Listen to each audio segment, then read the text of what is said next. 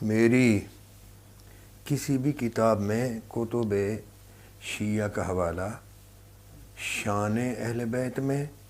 یا تردید صحابہ کرام رضی اللہ تعالی عنہم میں کوئی حوالہ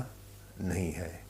حتیٰ کہ معاویہ کی تردید میں بھی میں نے کسی شیعہ کا حوالہ نہیں دیا، نہ ہی میں شیعہ کی کتابیں رکھتا ہوں۔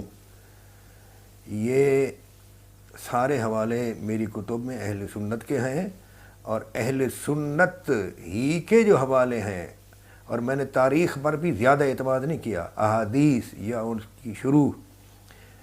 اور تاریخ سے بھی اگر کوئی